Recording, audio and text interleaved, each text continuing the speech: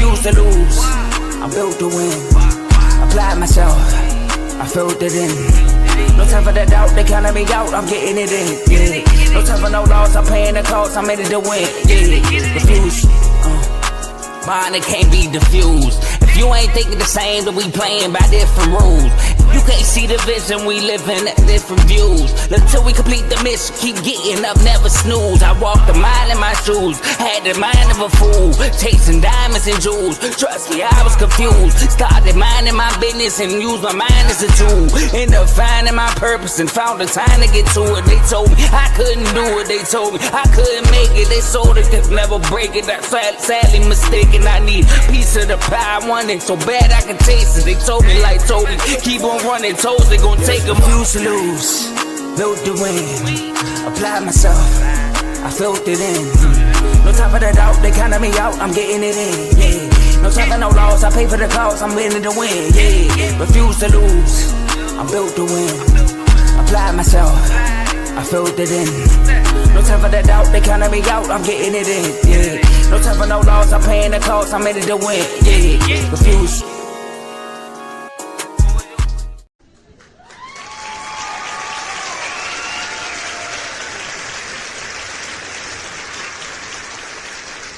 What's happening, people? How everybody doing today? It's your boy Vaughn. I am back with another episode of RBO, Real Ballers Only. We're here to talk about the conference finals, y'all. I know y'all saw that game last night. It was electrifying. It was everything we expected it to be. 2 60-win teams going at it. Hey, get your popcorn ready.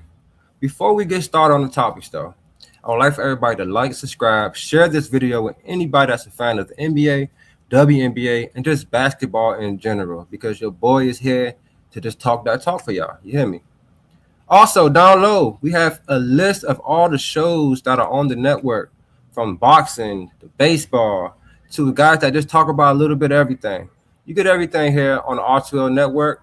Make sure you also tap that link down low and become a member and join the family. You will not be disappointed. We have these IG chats where during the game, you have live commentating, you have people going back and forth, live debates, live updates, and that goes for basketball, NBA, fighting, all types of stuff.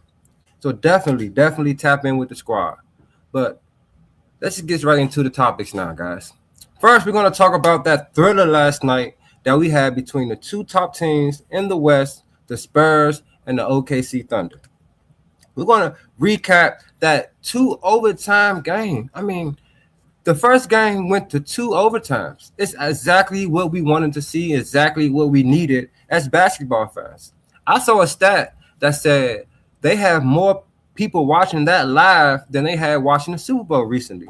We know what happened with that. That Super Bowl wasn't all that, though. I ain't going to lie. But that's still a big feat for the NBA because the numbers been going down, man. But we have guys like Wemby stepping up, bringing that competitive edge. And he just a guy that we just never seen before, posting 40 and 24. I mean, my goodness. He was all over the place out there yesterday. But before we talk about Wemby, let's talk about the losing side, okay? On the losing side, we had Caruso go nuclear, 31 points, shooting 8 from 14 from the three-point line, and he played some great defense and also was hustling crazy out there. You got to give a big respect to Caruso. He's a guy he has 2 finals championships. He's a 2-time champion, so he has a lot of championship pedigree that he has. Last year, he was checking on Jokic, and this year they started off with Caruso and Jalen Williams checking Wemby, which I felt like was a testament to Chet. Chet, this is your matchup, bro. You're the only guy on your team that can truly match up with him. Y'all been having this rivalry since y'all were teenagers, and you were nowhere to be found yesterday. Chet yesterday, he played 41 minutes, 8 points, 8 rebounds, 2 blocks, 1 steal, and he had 1 turnover. Chet, your team needs more out of you. Wemby posted 41, 24 rebounds, 24 rebounds, 3 assists, and 3 blocks and 1 steal. Wemby came to play, and Shet, you did not match that energy. How you doing, Remington Camp? Appreciate you for being on. Where you at, Shaq? We looking for you. Now, we're gonna also talk about the MVP. SGA did not play well in the first half. He was only 1 for 5 from the field. He did have 5 assists, but he only ended with 4 points in the first half. Which, as the MVP, you have to step your game up, bro. They need you more than ever right now. All season, a lot of people were saying that if SGA don't come through, the Thunder are through. And that's been the case throughout the whole season until they play, the Phoenix Suns and the Lakers, which are really no match for this team. But then we get to the fourth quarter. I must say SGA did help propel his team into overtime, posting 12 points, 3 assists, 3 steals in that in that fourth quarter, which I thought was a big boost for the team. He actually gave them a spark. But we're going to talk. Let's also give some love to Dylan Harper really fast. Dylan Harper, man, as a rookie coming out, you knew the guy was a stud. Over there in Rutgers, he put up 40-point games, 30-point games. He was out there balling. But he posted 24 points, 11 rebounds, 6 assists, 7 steals, and only 1 turnover.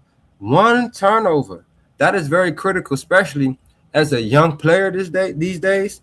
Young guys, your first playoff run, you're going against the reigning champions, and you come out there and post a stat line like this. He looked like he was poised. He was ready for the moment. He had that very, very critical play late in the game where he almost messed up and lost the game. When he put the ball behind his back, almost lost it, got the ball back, and then Shaq put his hand inside and he drew the foul. That was a veteran move. Shout out to Dylan Harper, man. Spurs fans, y'all must be elated right now because you guys got a lot of young talent over there. Stephon Castle, 17 points. He had 6 rebounds, 11 assists. Also had, let me check here, 1 steal, but 11 turnovers. 11 turnovers, was very critical.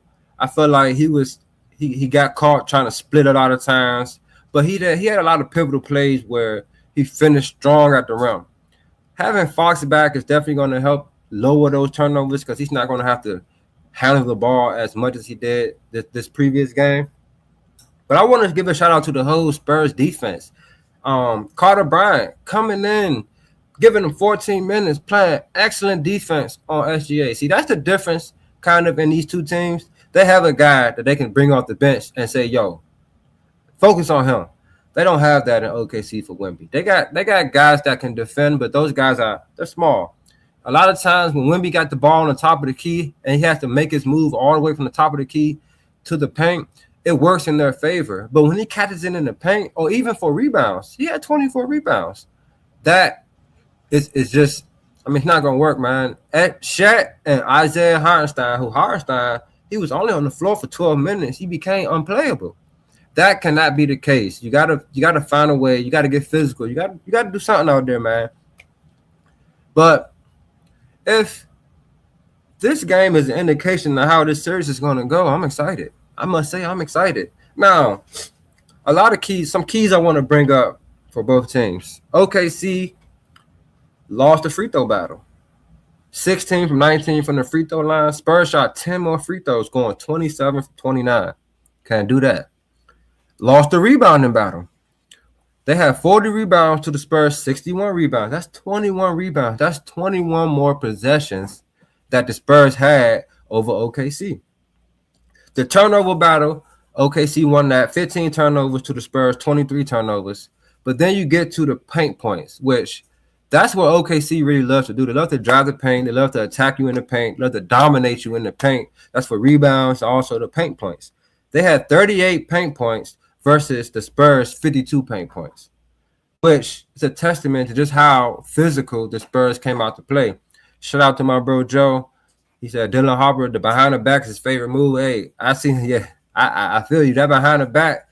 Then you hit that move on Ayo last series, hit him with the cross behind. It was tough. But Dylan Harper is a baller, man. But I must say, if you're an OKC fan, I want to hang my hat right now, Despite all the things that I know I label here, losing the free throw battle, losing the rebound battle, losing the paint battle, you guys still have opportunities to win this game. Now I want to talk about a pivotal moment in the game, and I think that was in overtime, that I think really sealed the deal for the Spurs. Now, it came when Wemby had told them to challenge the play. Then they got the ball back, and I believe they were up two. It was up 1 point at that moment, I believe. Then they come. Yeah, here we go. They were up. Then after that, Castle misses a three, but Wemby gets the offense rebound and scores, puts them up 4. Caruso then comes down, hits a 3-pointer. No, he misses a 3-pointer. And then Wemby ends up getting a foul on a rebound.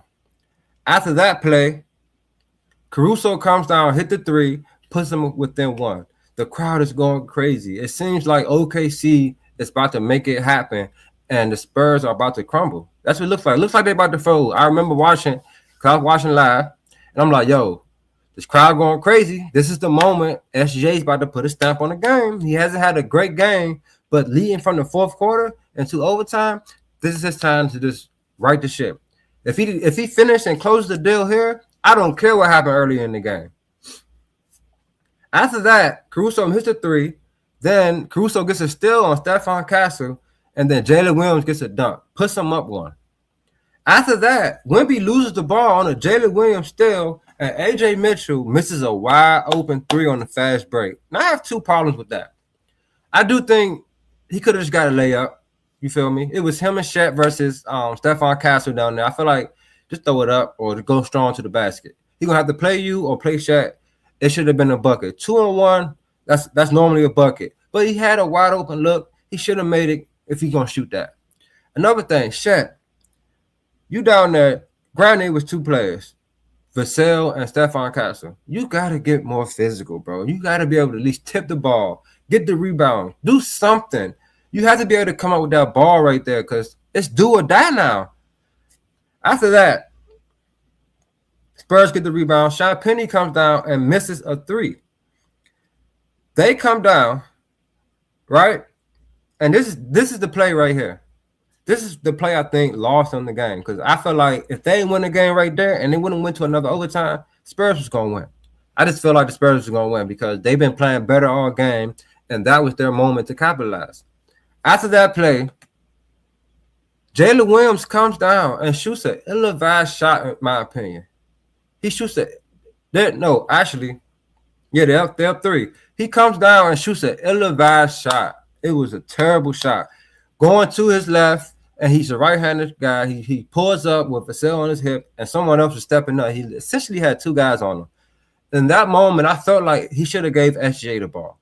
SJ was trying to fight for the ball at the top of the key, but he shot an ill-advised shot. They get the rebound, come down. Wemby hits a bomb, and all the momentum shifts after that. Going to double overtime, and the Spurs end up winning the game. So I think that play right there, it really, they shouldn't have been in that position because I was a little worried about OKC coming into this game. They was off for so long, having swept both of their opponents. They get a lot of rest. Like, this isn't the Lakers you're playing. This ain't the Suns. You're playing a very good team. And it's the Western Conference Finals. And they just got finished playing. They're fired up. They just got finished stomping out the Wolves. They are fired up. That series against the Wolves. So I think the Blazers series, it was the welcome to the playoff series. Get the little jitters out. The Minnesota series was the physical playoff series they had to get through. They got through the physical, the fight, the battle, and now they're here against OKC where they got to put it all together. And they came out hot, came out blazing. SJ was off early. He picked it up in the second half. They still had plenty of opportunities to win, and they just didn't capitalize down the stretch. But shout out to Wemby, man. Wemby, they showed him, watching SGA get the MVP trophy before the game, and it looked like he did not like it. It looked like it was hurting him. Just like when he lost to Shet and them early on in his career as a teenager, he looked devastated. And he came out 41 points, 14 from 25 from the field. He shot 25 shots, the most out of anybody other than Jalen Williams. But on his team, he shot more than anybody, 24 rebounds, and that's the biggest thing right there, the rebounding. when you have a big man like he's going to get the rebound, especially if they got Jalen Williams, Luke Dort, and Caruso on them. It's a disaster for the OKC. However, I do think Shet needs to step his game up. I think Shet has to be a little more mobile out there. He has to move around, hustle a little bit more. And I also think OKC has to do a better job at doubling Wemby. When Wemby has the ball at the top of the key, when he made that move, when he spent, I think it was on Shet, he hit a spin move on Shet at late in the game, or was it? I think that was Shet on him. SGA was just standing there. Soon he started to spin, he should have been there, got a jump ball, got a steal or something. He would have disrupted the play. But he did come back right after that, get the layup to send it to overtime. So I agree with you, Joe. Put the ball in the clutch player of the year hands. Exactly. Jalen Williams, he had a good game, first game back. But I felt like he should have definitely gave the ball to SGA. Let him take y'all home. He's been doing it all year. But this game is exactly what we all want to see. My pick for this series, I do think OKC is still going to come back. I think they're going to win this in 7. Like I said, they had days off, resting. The reporter asked SGA, how you guys stay fresh? You guys haven't been playing in a while. How you stay fresh? It's a challenge. You stay in the gym, do what you got to do. But at the end of the day, nothing compares to playing on the court. And I think they are awake now, but they're going to really have to step their game up and just, play with a little bit more force. Guys like Isaiah Hartenstein and Shaq, you gotta match them intensity out there because Luke Cornett played better than y'all, in my opinion. You got to step up and you got to match the intensity. And SGA has to be better. He missed a lot of bunnies, I thought, with easy shots from him last night. But I do have faith in the 2-time MVP, and that's SGA. So that's my thoughts on that right there. It was a heck of a game, man. It was a thriller. Two overtimes. Like, who doesn't want that? Who doesn't want to see that in the playoffs? You got 2 of the best teams going at it, 2 of the best players in the league going at it. It's just a beautiful thing to see, man. Basketball is seeming like it's kind of getting back to the glory days. Are we going to switch gears and move to the next series that we're going to talk about? And that's the Eastern Conference Finals with the Knicks versus the Cavs. We're going to preview this right here. Make sure you like, subscribe, share this with anybody. Like I said, that's an NBA, basketball, WNBA. Just a hooper, Just share for your boy. We're trying to grow the channel. We're trying to stay consistent for you guys, give you guys consistent content. So, yeah, rock with your boy.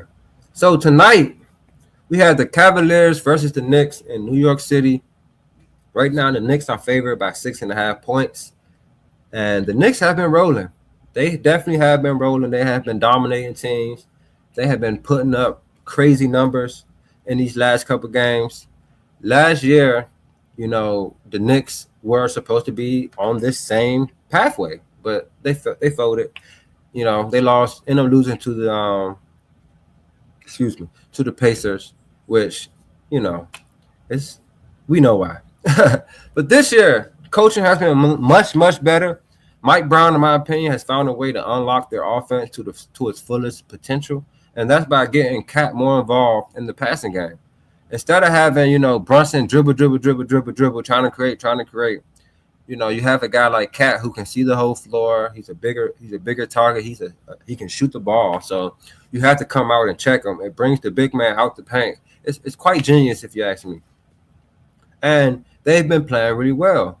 Mikal Bridges has stepped his game up. I mean, OG Anunoby, I think he not always, but he plays at a higher level than Mikal Bridges normally. But he's even played at a great level. And Brunson is Brunson. Brunson going to be what he be. But putting Cat at that point forward position, point center position, it's kind of really unlocked this team.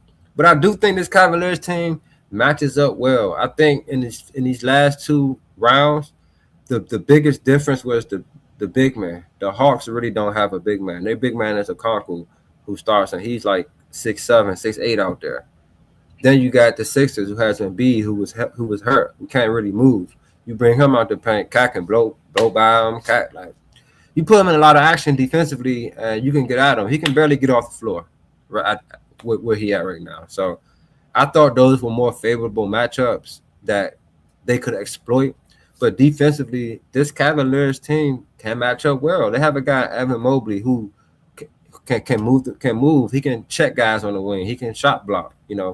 He isn't Wemby, but he's probably the closest thing to Wemby that we have in the league, other than Wemby.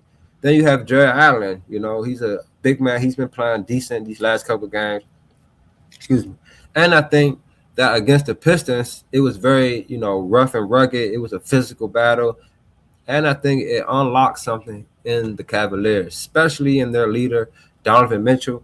That last game, he looked like he played with a lot of urgency. And I do think that's going to carry over, especially with him being from New York City. He's going to feel like he's at home. He normally puts up big numbers in Madison Square Garden. So I do expect Donovan Mitchell to come out and play a good game. Excuse me, guys. Still fighting over here. But the biggest X factor is going to be James Harden for me all the way. He got away with that last series because the Pistons don't have a lot offensively. They rely so much on Cade to do a lot, and he didn't even show up for real that last game. And they blew the doors out of him without James Harden even having to score in double digits. But in this series, they're going to need a little bit of everything because this Knicks team can score the ball. They have multiple guys that are factors out there. So I think that James Harden is going to have to show up a couple games in this series, but I am going with the Knicks. I can be a little biased because I am a Jalen Brunson fan. I want to see Jalen Brunson play on the biggest stage because I think he's big time. But I think this Knicks team it's their time. I think they're just more well-rounded. They don't have, with that whole situation with Cat unlocking himself, with Mike Brown doing what he's doing, I think that really is improving. I think that's how he really wants to play. He's not playing the dominant big man that everybody wants him to play with his size. However, he shows you that in Spurs, and his passing ability is pretty well. He's pretty good at the passing. Averaged about 8 assists last series.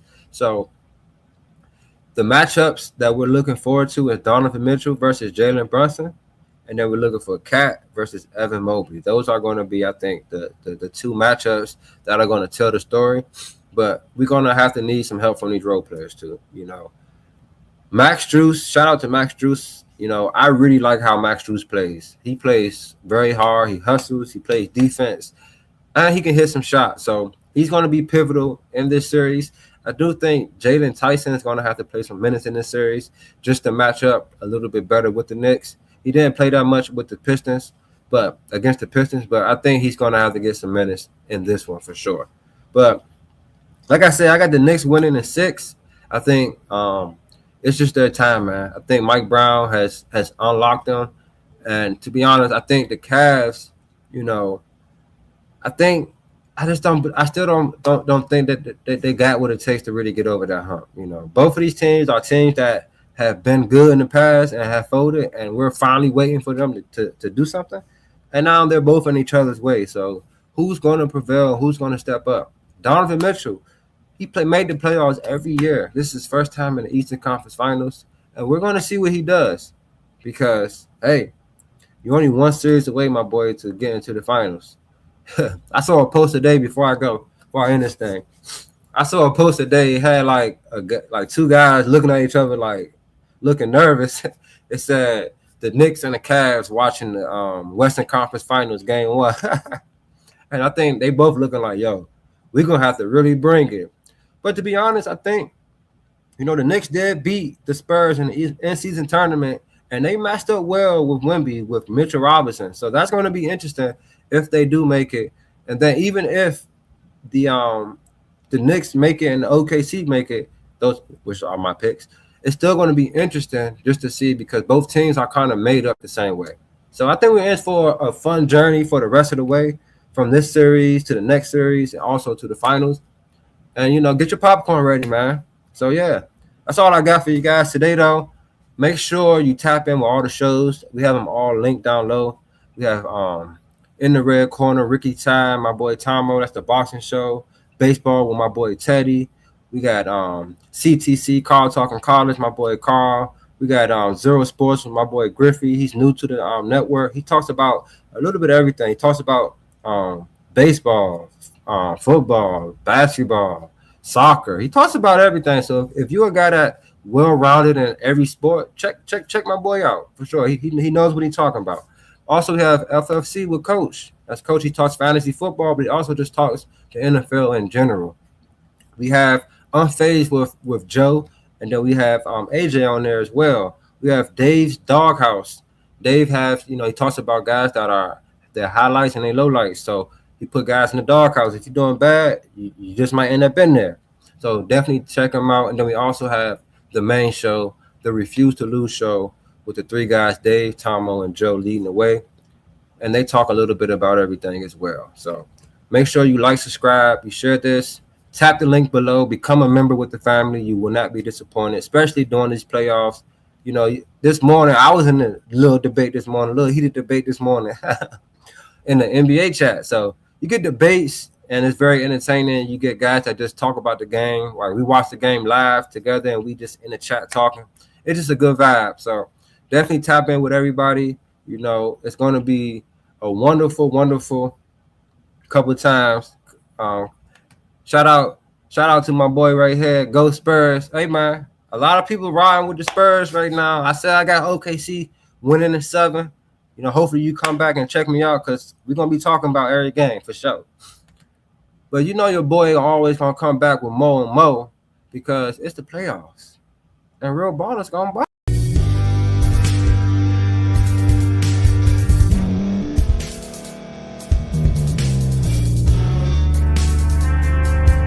Thank you for staying to the end. If you're watching this on YouTube, please like this video, subscribe, and also hit that notification button so you can be notified next time we put out a video. If you're listening on any podcast platform, subscribe and hit that notification button, y'all, so you can be notified we put out another podcast audio.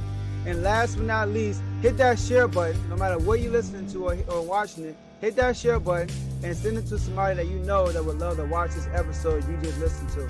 So once again, thank you for staying to the end, and we'll see y'all in the next episode.